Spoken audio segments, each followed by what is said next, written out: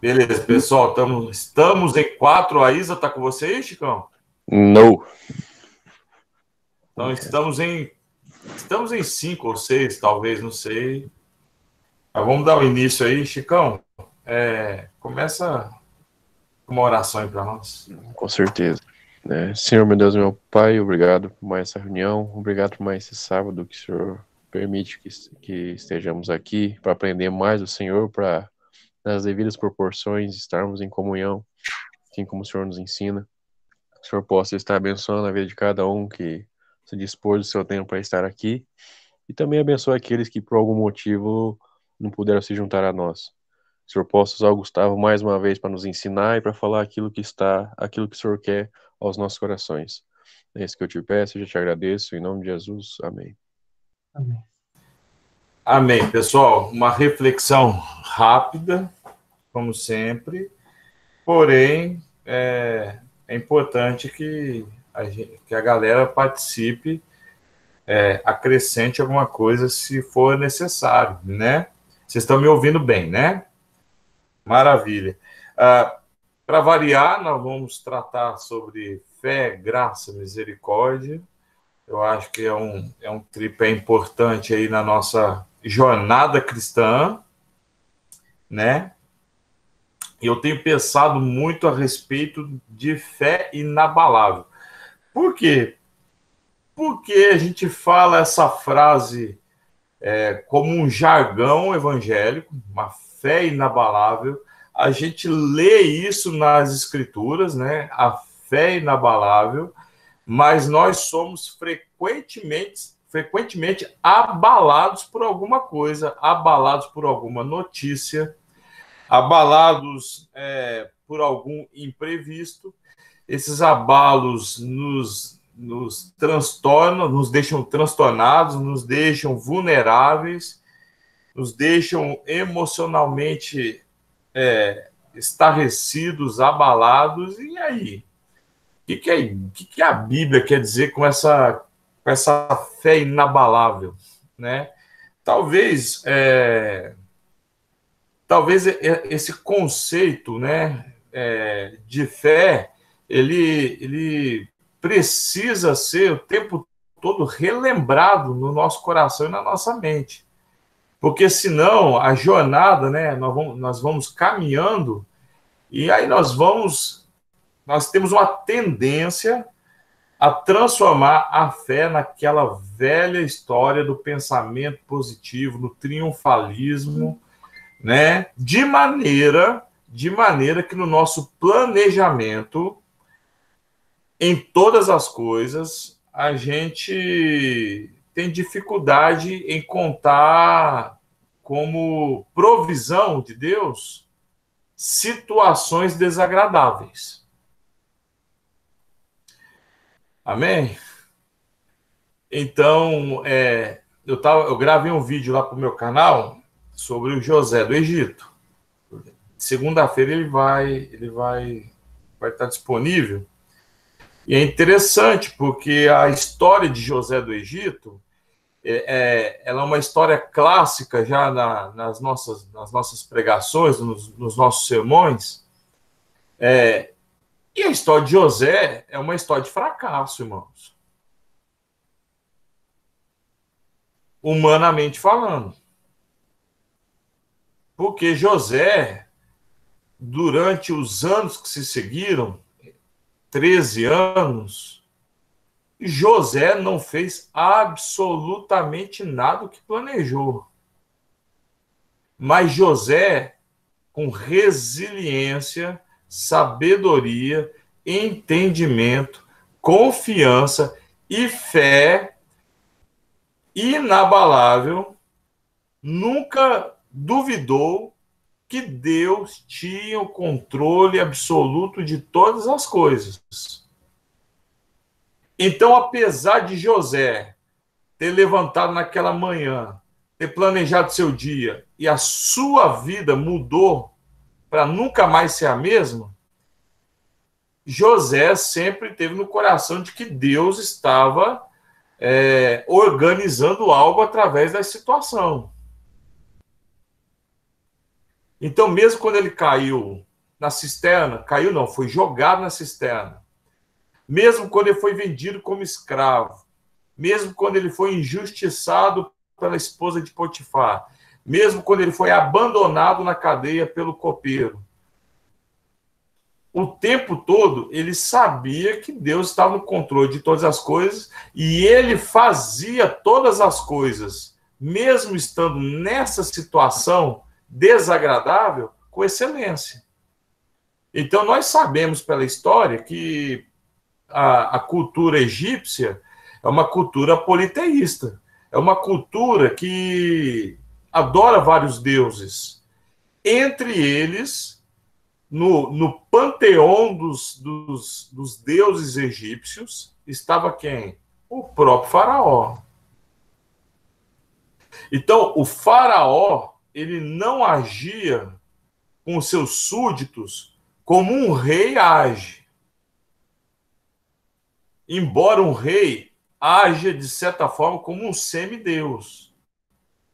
Mas o faraó do Egito, ele agia simplesmente como um deus assentado ao trono, do qual a sua jurisdição era aquele plano humano. Porque cada deus egípcio tinha sua jurisdição. Tinha o deus da morte, tinha o deus da colheita, tinha um deus da fartura, da sensualidade, por aí vai. E no plano terrestre, no plano humano, o deus era o faraó. E aí a gente observa na história de José, que é uma história de fracasso segundo o planejamento humano, de que quando ele foi vendido como escravo para Potifar, que era o terceiro homem mais importante do Império Egípcio, do reinado egípcio, qual foi a frase que Potifar disse a José? Olha, com certeza, Deus está com esse homem, porque tudo que ele faz é excelente e a sua presença é agradável. Quando ele foi preso injustamente pela guarda real, porque Potifar era um oficial do faraó, e ele é acusado de violentar a esposa de Potifar injustamente, ele em pouco tempo ele fica encarregado dentro da prisão, a prisão do faraó, de cuidar de todas as chaves e de todas as celas. E como é que o gerente da prisão classificou José? Olha, esse homem é um homem excelente. Com certeza, Deus está com esse homem. E depois, o próprio Deus, segundo a mitologia egípcia, enxerga Deus na vida de José, ou seja, um Deus reconhecido, que há um Deus sobre a vida de um homem. E esse homem não é egípcio, esse homem, ele não é da cultura egípcia, mas esse homem ele é entronizado, ele é colocado como o segundo homem mais importante do Egito. E é uma coisa interessante, é que por duas vezes José teve oportunidade de se vingar. Uma de Potifar, porque Potifar agora está abaixo dele, e a outra dos irmãos que futuramente iria estar com José à procura de comida, e José se revela a eles, revelando o plano divino. Então, a história de José é uma de várias histórias na Bíblia, do qual o planejamento humano é um fracasso, mas o plano divino é um sucesso. Então, o plano divino para a regeneração humana é a morte do seu filho.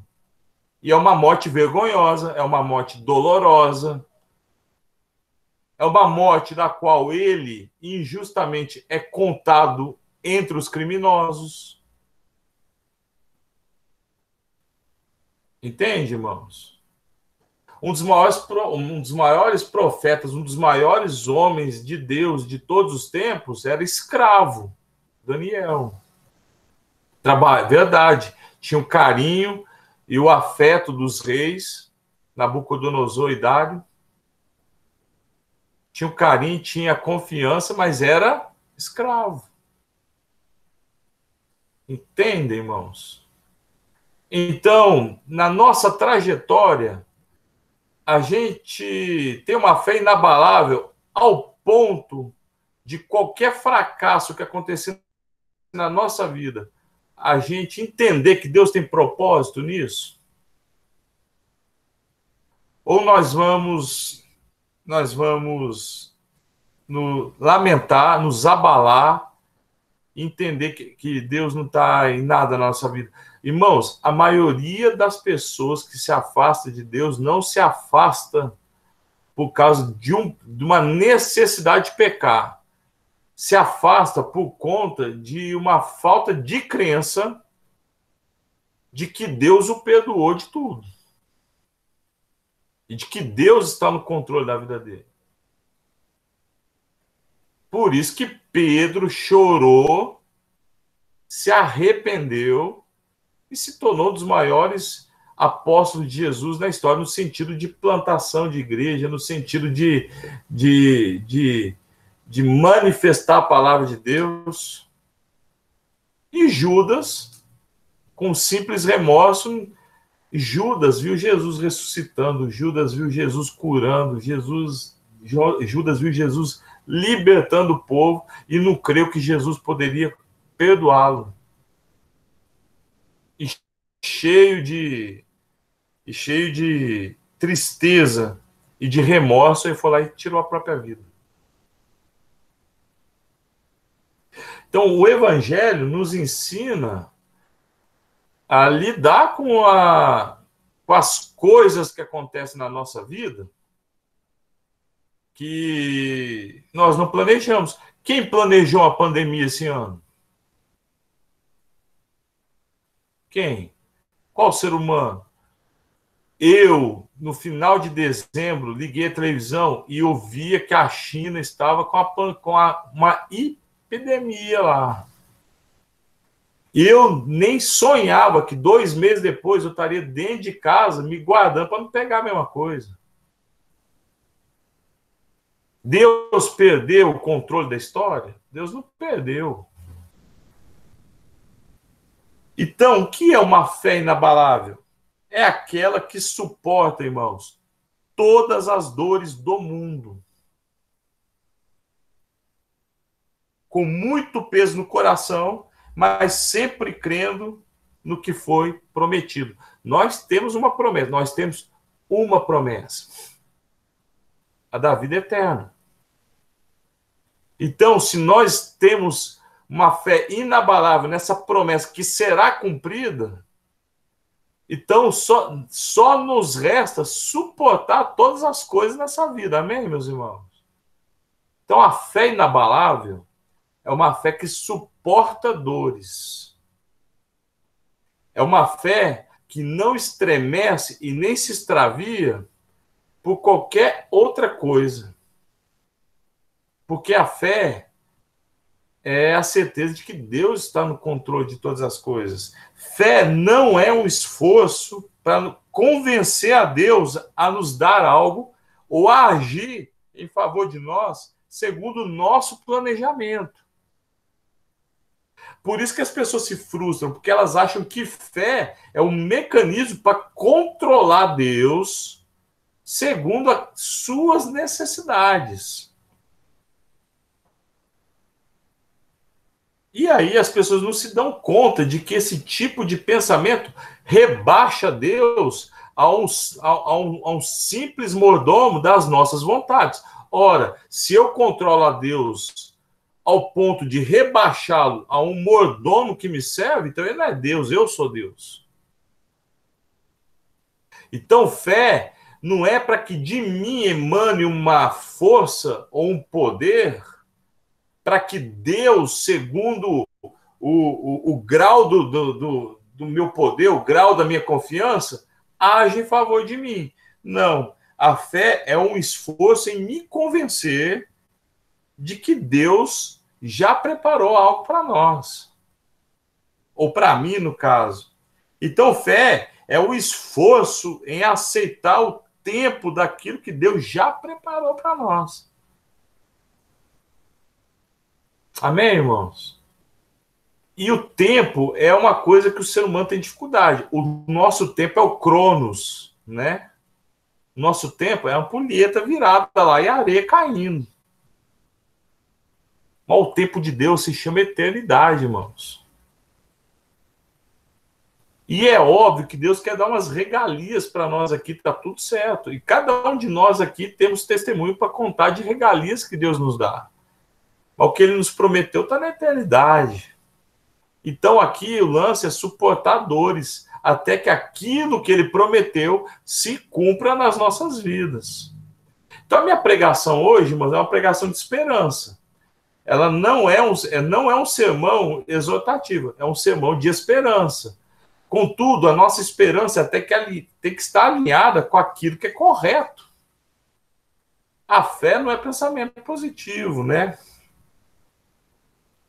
Nós precisamos nos lembrar da palavra de 1 João 5,19, que diz que esse mundo que nós estamos, ele está sepultado no maligno. Ora, se esse mundo ele já é morto nas trevas, ou seja, ele está envolto em trevas, tudo que pertence a esse mundo é trevas. E às vezes nós estamos nos frustrando porque a nossa fé não nos promove algo desse mundo. Tá dando para entender, gente?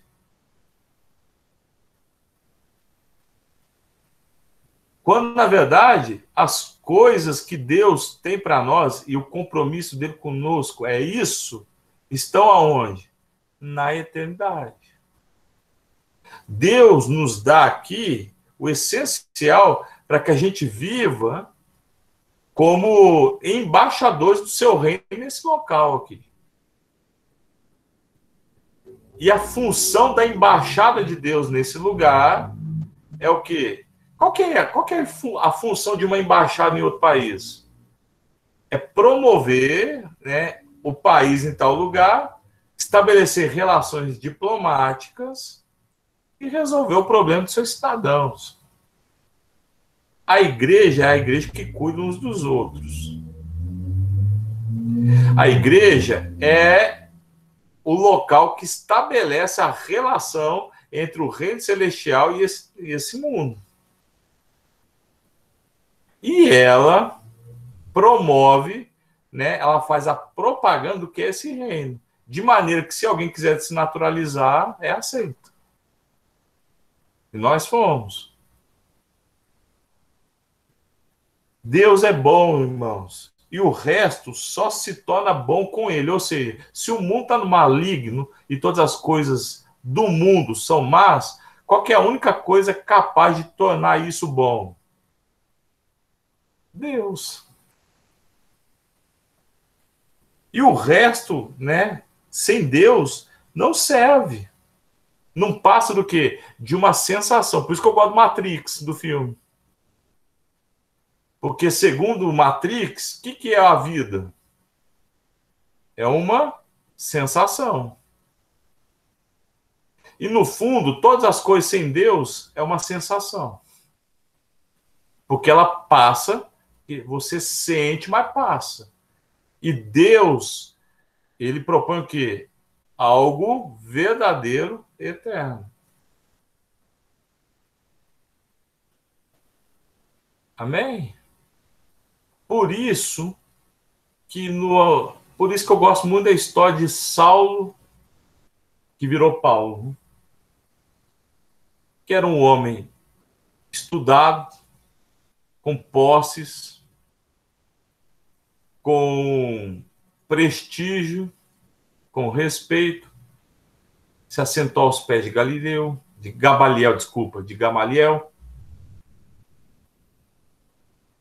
cidadania romana. O que um judeu podia esperar mais na vida naquela época? E aí ele tinha um plano infalível, um plano de vida muito bom. Vou perseguir cristãos.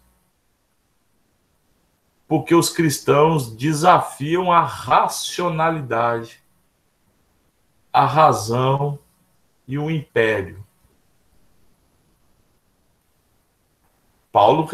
Saulo recebeu as roupas de Estevão martirizado. E aí vem Jesus e detona o plano dele, e o próprio Cristo se apresenta a ele. Saulo vira Paulo, no meio do caminho para Damasco, nunca mais Paulo vira Saulo. E Paulo passa a se contentar com aquilo que Deus passa a lhe dar durante a sua jornada. Paulo deixa de contar com aquilo que ele tinha antes da jornada com Cristo. Mesma coisa Zaqueu, que era certamente um homem muito rico por conta de todos os tributos abais que ele cobrava dos judeus. E numa simples conversa com Jesus, ele devolve tudo que ele roubou, restitui um pouco mais, abençoa aquele povo e segue Jesus. Pensa no homem que teve que largar o esquema, porque ele era chefe dos publicanos. Ele era o chefe do esquema. Por isso que Hebreus capítulo 11, versículo 1 diz o seguinte: ora, a fé é a certeza daquilo que esperamos e a prova das coisas que não vemos. Irmãos, reflitam. O que a gente espera e a gente não vê? Eu espero a eternidade. Eu creio que ela existe, mas eu não vejo. Por isso que a fé é o esforço em nos convencer das coisas de Deus. E não o esforço em convencer Deus daquilo que a gente quer desse mundo. Está errado. As nossas petições via oração é uma relação de filhos para com o pai, do qual o pai, que é bom o tempo todo, vê se o pedido do filho vai fazer bem a ele ou não. Então Deus não nos atende porque é ruim. Deus não nos atende porque é bom, assim como ele nos atende porque ele é bom. E um bom pai sabe o que é bom para os seus filhos. Filipenses, capítulo 4, versículo 2, já estou encerrando, irmãos. Versículos 12 e 13 diz o seguinte: sei o que é passar necessidade. Isso é Paulo. Rico, se assentou aos pés de Gamaliel, era um romano, né? Ele tinha uma cidadania romana, apesar de ser judeu. Ele era um judeu gentil. Sei o que é passar necessidade, mas também sei o que é ter fartura. Irmãos, os coaching pira com a frase dessa. Ele está falando de um grande ícone do cristianismo. Aprendi o segredo de viver contente em toda e qualquer situação. Contente, irmãos, vem de contentamento, vem de contentar, ou seja, eu estou contente com o que Deus me deu. Tudo que eu estou passando, tudo que eu estou vivendo, Deus está me ensinando, Deus está me moldando, e por isso porque Deus está no controle da minha vida, eu estou contente. Aprendi a viver contente em toda e qualquer situação. Seja bem alimentado, seja com fome, tendo muito ou passando necessidade. Só sei de uma coisa: tudo posso naquele que me fortalece. Tudo posso o quê? Passar. Amém, irmãos? Tudo posso passar. E para encerrar, João, capítulo 16, versículo 33. Eu disse essas coisas para que em mim vocês tenham paz. Em mim, Jesus. Neste mundo, vocês terão aflições. Neste mundo vocês terão adversidades. Nesse mundo vocês terão dificuldades. Mas tenham bom ânimo, estejam animados, ergam a cabeça, estejam firmes, porque eu venci o mundo. E vocês vão vencer o mundo, porque, como está escrito lá em João também, um pouquinho antes, 14, versículo 12, vocês farão coisas maiores que eu fiz e farão ainda maiores. Uma delas foi vencer o mundo. Amém, irmãos? Então, a minha pregação é uma pregação de esperança. Porque eu sei que, por mais que as coisas pareçam estar bem, nós não podemos fechar os olhos para o fato de que nós teremos adversidades até o fim da nossa existência aqui nessa terra. E nós precisamos estar atentos. Eu tenho refletido muito a respeito de uma frase, eu falei bastante ela quarta, no nosso estudo de Tiago. Cristão vai passar provação o tempo todo. Amém?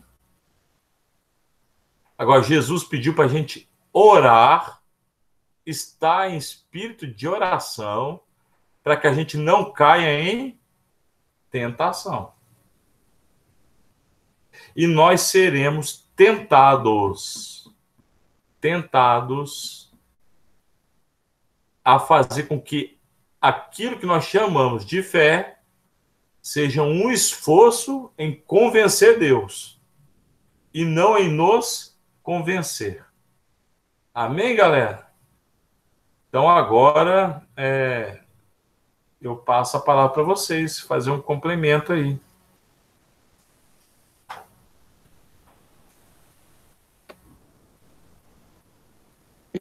Tava pensando, né, Gu, na hora que você tava falando de será que, independente da situação, se a gente vai estar com a fé de que Deus tem o controle de tudo, né? E automaticamente a gente já pensa nas grandes coisas, né? Então vem corona, você fala, ah, não, beleza, né? Aí você tenta procurar uma coisa pior, né, para ver se de fato você vai resistir. Mas na verdade a gente passa por diversas coisas pequenas durante o dia que às vezes a gente não percebe, mas está o tempo todo provando a nossa fé, né? Então, a gente tem que estar ligado, porque a gente olha no grande, mas o pequeno é que pode estar nos dando a oportunidade de perseverar, né? E ter mais fé.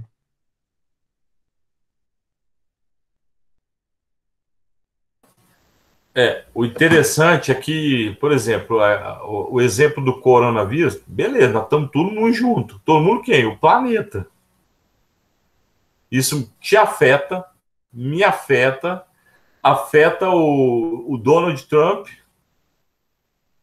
afeta o Bolsonaro, afeta o aborígene lá da Austrália, nos afeta.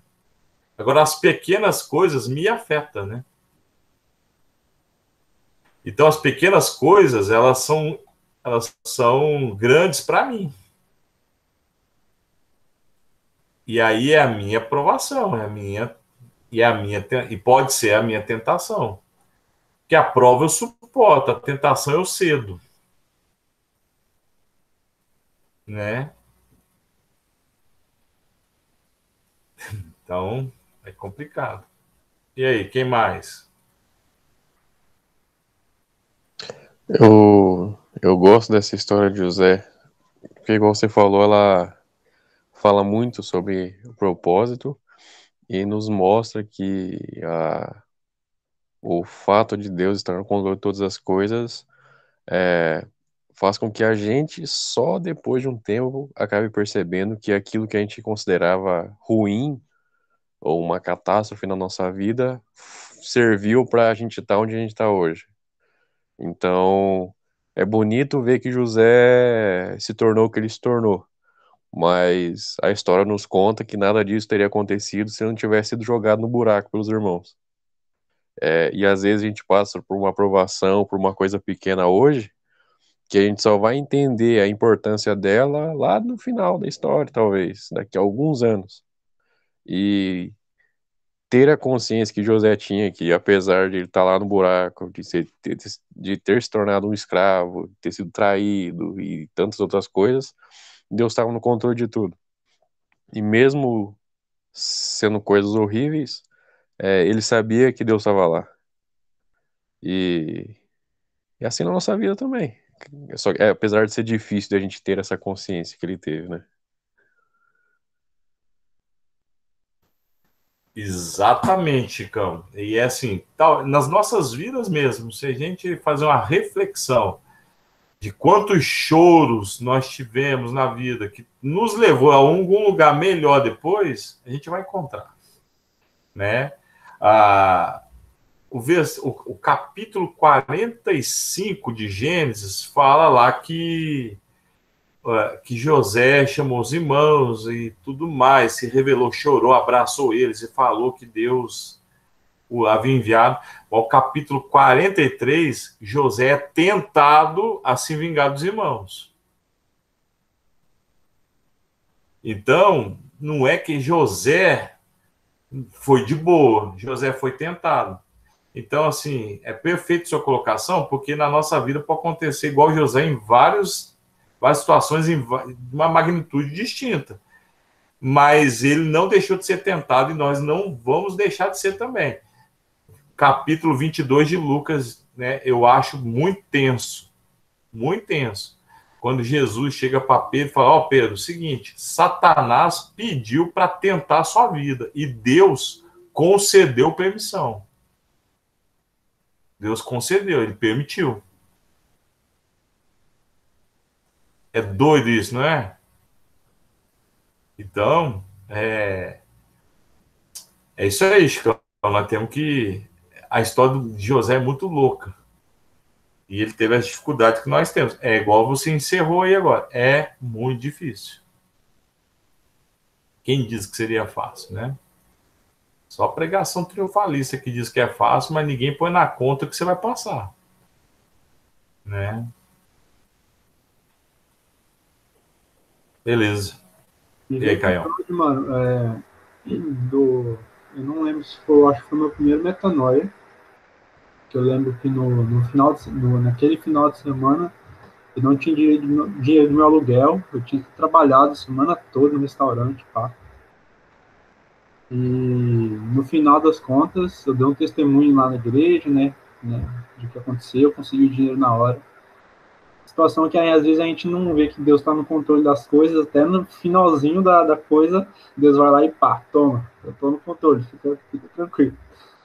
Então aquilo me marcou, sabe? Porque eu fiquei assim, meio que assim, nossa, eu tô sendo um pouco vítima aqui dando esse testemunho na metanoia, mas no final eu vi como que Deus está controlando a minha vida, sabe?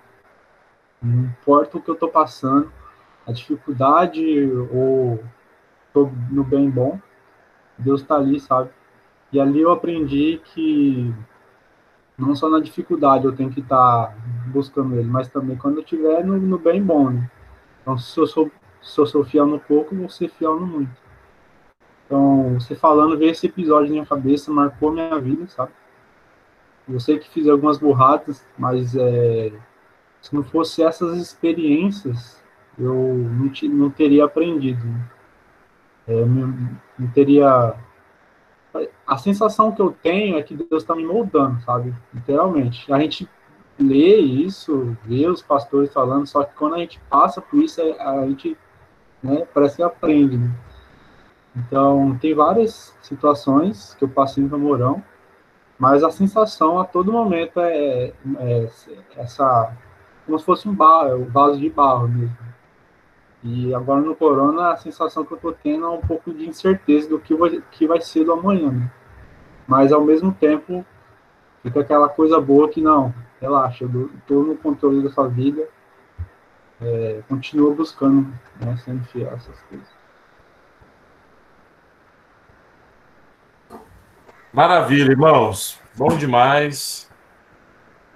Vamos orar, então. Vamos orar. Nelson, você ora por nós? Ora. Deus, obrigado, Pai, por mais um dia. Obrigado por mais uma oportunidade que o Senhor nos dá Obrigado por essa palavra, obrigado pela vida do Gusta, por ser usado, Senhor, para transmitir essa reflexão para nós. Em nome de Jesus, o Senhor possa colocar em nosso coração cada vez mais a certeza de que nada foge do controle das suas mãos e que, independente da situação que a gente esteja passando, que a gente possa entender que a vontade é sua, Pai, então que a gente possa perseverar e crer que o Senhor tem o controle de todas as coisas. Esteja com as nossas vidas, esteja com o restante dessa noite, que possamos viver sempre dependentes de Ti, Pai. Em nome de Jesus, que eu oro e agradeço. Amém. Amém, pessoal. Valeu, Caião. Ó, a Débora onipresente. Tá ali, tá aqui, ó. Valeu, Caião. Valeu, Nelson. Valeu, Chicão. Saudade de vocês. Amo vocês. Beijo. Fiquem com Deus. Valeu, Beijo, pessoal. Até mais, meus irmãos. Saudades. Nós. Abraço. Pra